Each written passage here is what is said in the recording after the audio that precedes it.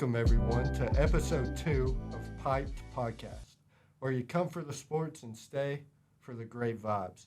I'm your host, Jonah Hall, and today we're talking to a very special guest, the longest tenured and winningest Tennessee Tech head soccer coach of all time, Steve Springthorpe. Everything from what sparked his interest in soccer all the way to what it's like now as a collegiate coach. So be sure to stick around. I promise you do not want to miss this conversation. And with that being said, let's get right into it.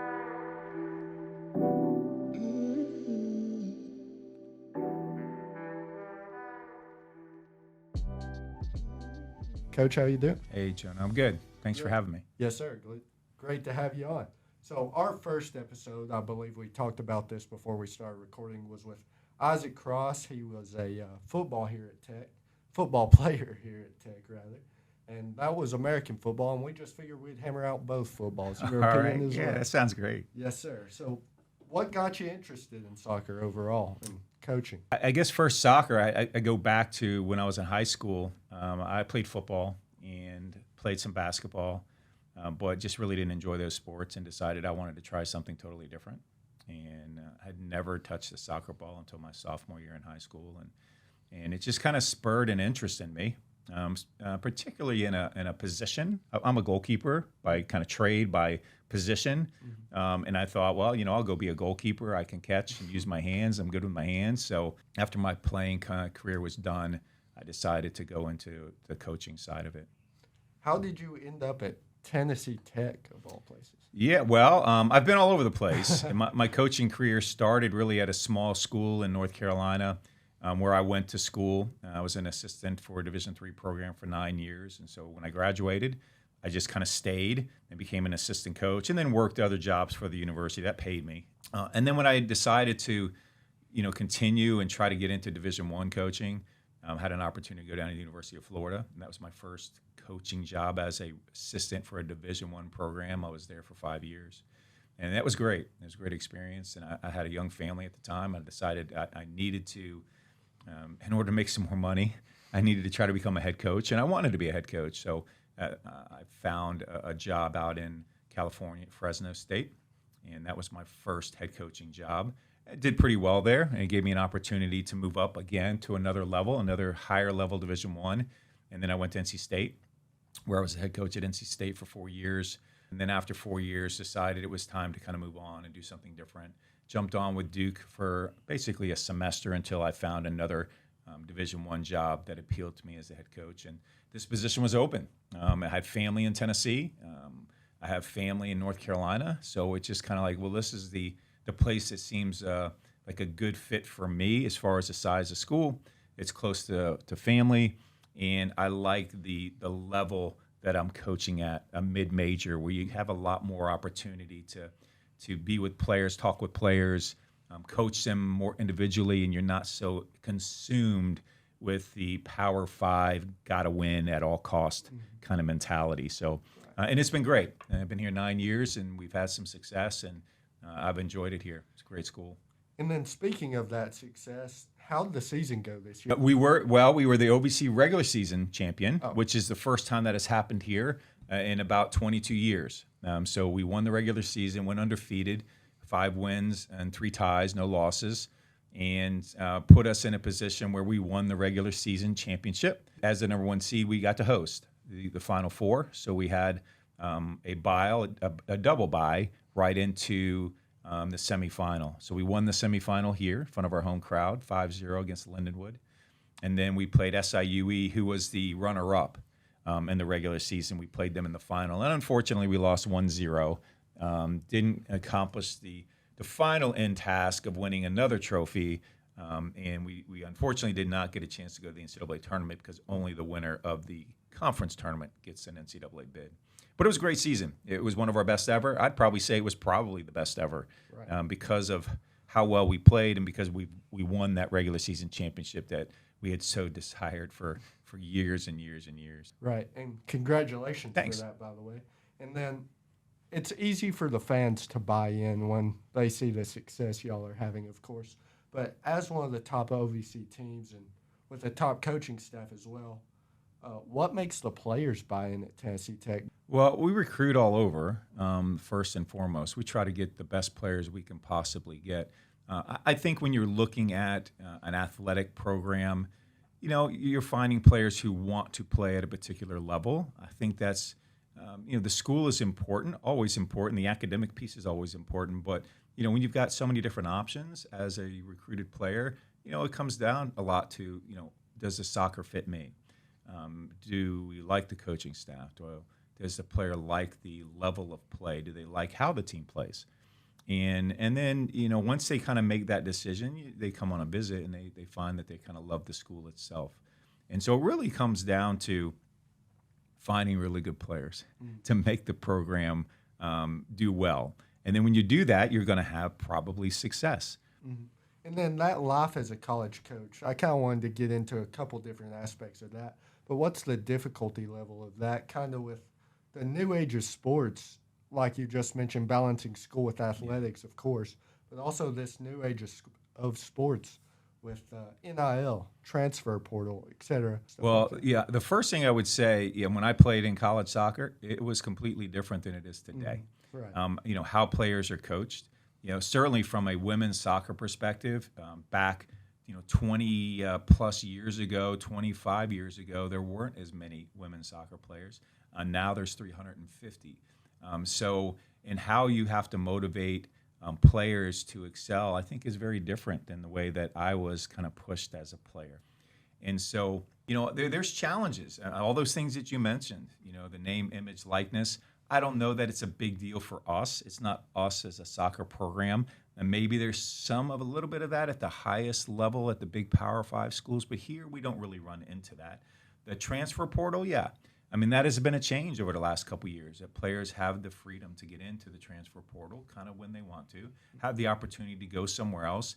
And sometimes the best players are doing that, and that's always maybe a worry. If you bring somebody here and they do extremely well, and they lead your team, and then some of the big Power 5 schools are right there for them to say, hey, maybe I want to give that an opportunity. Maybe I want to play at a higher level, and you may lose one of your best players. And then there's the good side of the transfer portal is, hey, we maybe have the opportunity to go and find a player to fulfill something on our team, on our roster, to fill the roster with maybe another good player.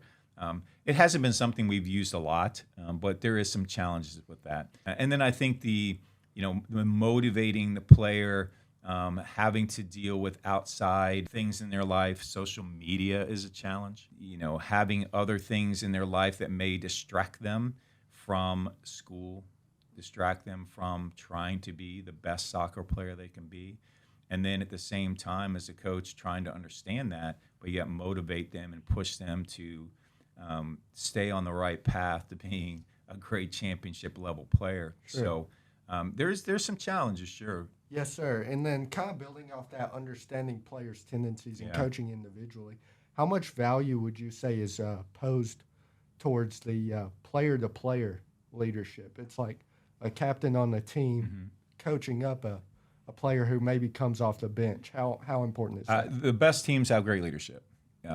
Certainly you want to have great coaches, but the reality is going to be is if you're going to have any success in a program, you got to have great leadership within the team. The coaches, we're listened to, but having a peer who can be there for you and help you along the way, and so captains are hugely vital. They're spending more time with their peers. They're spending more time with their teammates. And so having great leadership to help mentor other players is super important. And we have great captains on our team. And they did a great job this year leading our program. Yes, sir. And then another thing I wanted to talk about, which I absolutely loved asking athletes as well as coaches, is the importance of going into things with the right mentality. The mentality as a coach, the importance of mental health as a coach, the importance of mental health as athletes as well. Over the last couple of years, really 2 years, and did COVID spur some of this on? Maybe it did, because we were isolated and we were away from each other, and players had a hard time connecting. And even when we were trying to get through that COVID period and playing in a spring season, it was like, well, you can't be in the locker room together. You have to go in at 2 or 3 at a time, and you can't be around each other more than 6 feet. And we're out there playing the game, but there was just all of these things, and it lent itself to being kind of by yourself, and not being able to be socially active and sharing problems. Sure. We do our best to support the players that we can through our interactions as coaches and understanding the mental health issues, but also within the athletic department. Having counselors here on campus and talking, and we had a mental health speaker here that spoke to our athletic department a couple weeks ago, and as well as the coaches on a separate session. And we're all trying to learn. And even as I mentioned earlier, as a coach who's been doing it a long time, mental health was not something that was talked about back then. And now I have to kind of switch gears a bit and understand that a little bit better and try to do things a little bit better that makes your players feel better about themselves.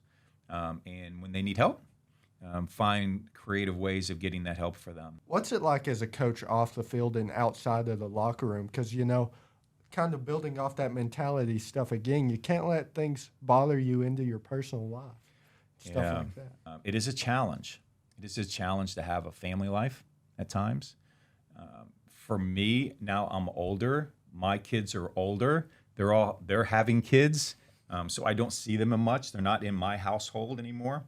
So my wife and I, there is a little more freedom for me to be able to be engaged in the team and not have to worry so much about like what is going on within my family in my house, and needing to be at both places. Mm-hmm. So, but it is a challenge because you're a coach all the time. Absolutely. It's not typically a job that I do my 8 to 5 and then I go home and I don't ever maybe think about it anymore. Mm-hmm. As a soccer coach, you're kind of always on call 24 hours a day, right, for a player who may need to call you because there's an issue, or you're recruiting. So you're recruiting after hours, talking to players and texting players.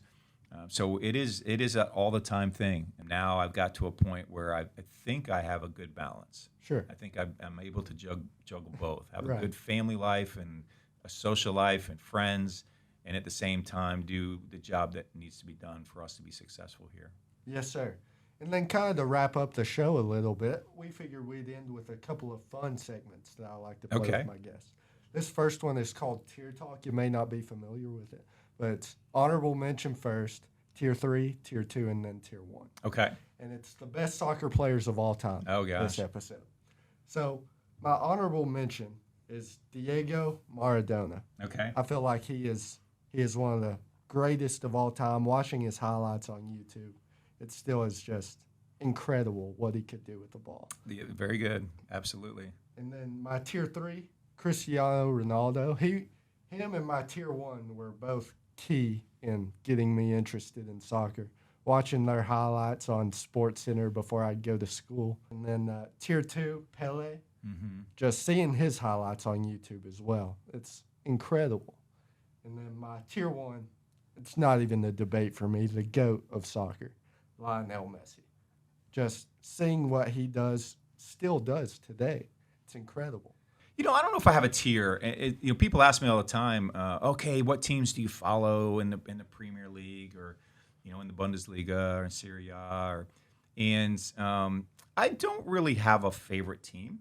I would say that favorite player, I've never really followed a particular player, but I know when I was growing up and first starting soccer, Pele was a big deal. Mm-hmm. Pele played here in the States, and he played for the Cosmos, and that's when I was growing up, when he was playing in NASL. He's a legend. Right. Unfortunately, he passed away, mm-hmm. Which was tough for a lot of people because a lot of people idolized him. I think I would just pick one, and that probably is Pele. I think he's probably the all-time GOAT. Yeah, it's kind of like debating Michael versus LeBron. Yeah, sure. Yeah. And then final segment. Thank you again for coming. No, absolutely. Rapid fire. I'm sure you're familiar with it. Sure. Okay. Yeah. Favorite coaching memory? Favorite coaching memory. I guess the favorite one really is winning the championship here, just not too long ago. So we've tried so hard. So that one. Yeah. Favorite sport outside of soccer? I like to watch basketball. What's your playlist sound like? A lot of Christian music. I go to concerts all the time because it's here in Nashville. Right. A lot of Christian music is produced here in Nashville, and a lot of the artists live here. So Christian music is what's usually on my playlist. Yes, sir. And then, all right, hypothetical here. You're Okay. out celebrating a big win. Mm-hmm. What's your go-to meal? My go-to meal. That doesn't happen very often, to be honest with Really? you. Yeah, because our games are such that we have a lot of them. Maybe a good steak for me. I've done that before. I've gone out to a steakhouse and got a decent steak. But really, when you're done with the game and you haven't eaten for 8 hours, any meal is a good meal. Absolutely. So what's the closest and fastest I can get a hold of? Absolutely. And then last one, Coach. Yeah. 10 penalty kicks Okay. against your goalie today. How do you do? I'm probably going to put in, let's say, 7 out of 10. 7 out of 10. Mm-hmm. That's pretty good. Yeah, I hope so. Yes, but we sir. got a good goalkeeper. She'll stop a few. Yes, sir. Thank you again for coming on. And to our listeners, thanks for tuning in to this week's episode of Pyped. Don't forget to head over to Instagram and follow the pod at Pyped_podcast or follow my personal page at JNHall45. Be sure to like and subscribe, and be sure to tune in next time for an all-new episode where we talk even more sports with even more great vibes.